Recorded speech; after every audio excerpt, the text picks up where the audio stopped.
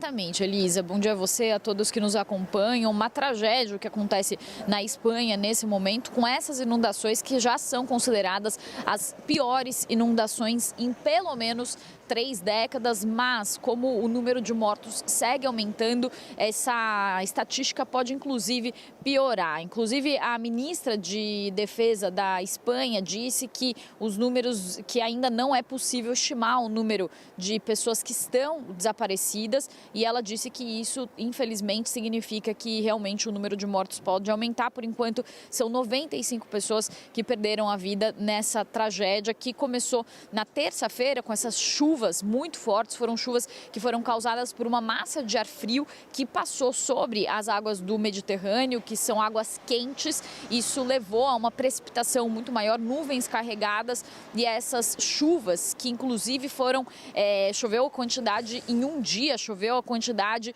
esperada para um ano em algumas regiões, principalmente em Valência, que fica no leste da Espanha, que foi a região mais afetada. Neste momento, as equipes de resgate continuam vasculhando áreas que foram inundadas, estão usando carros fortes, inclusive maquinários pesados, para conseguir resgatar e tentar encontrar possíveis sobreviventes que estejam ilhados. Lembrando que estradas foram interditadas, pontes desabaram, as imagens são impressionantes, mostram pilhas de carros que foram levados pelas correntezas. Também essas inundações afetaram os voos que tinham como direção o aeroporto de Valência. Dezenas de voos foram cancelados.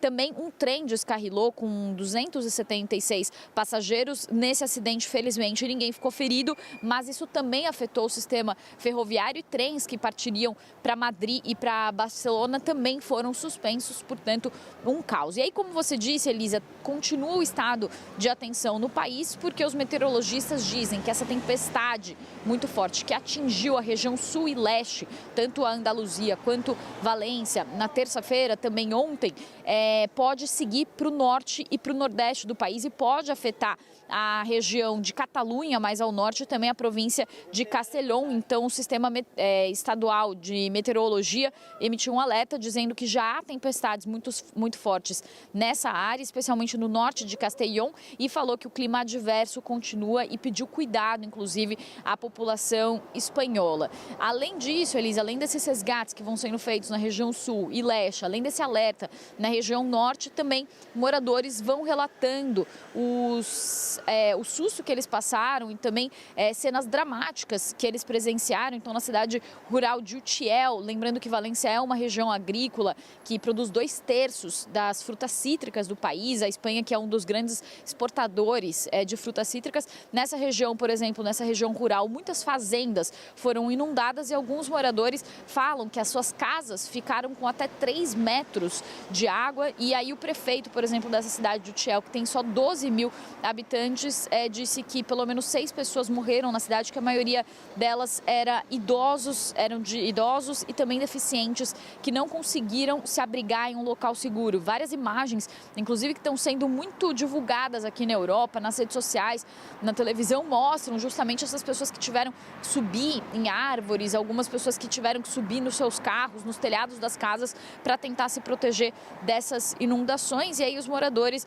eles relatam que, por exemplo, alguns desses moradores dessas áreas rurais relatam que perderam rebanhos, relatam que perderam muitos animais também, infelizmente, porque conseguiram se salvar, mas não conseguiram salvar os animais, e eles estimam, inclusive, que centenas de milhares de euros devem ter sido perdidos, né? O prejuízo está estimado em centenas de milhares de euros com essas chuvas. A ver como que fica essa situação no norte do país, e os cientistas dizem, sim, Elisa, que essas inundações e esses climas extremos, eles têm relação com as mudanças climáticas que aquecem ainda mais as águas do Mediterrâneo, provocam uma evaporação maior. Então, esses eventos extremos que aconteciam antes em décadas, ou demoravam décadas para acontecer, agora acontecem com uma frequência maior e também acabam sendo mais destrutivos. Eu volto com você.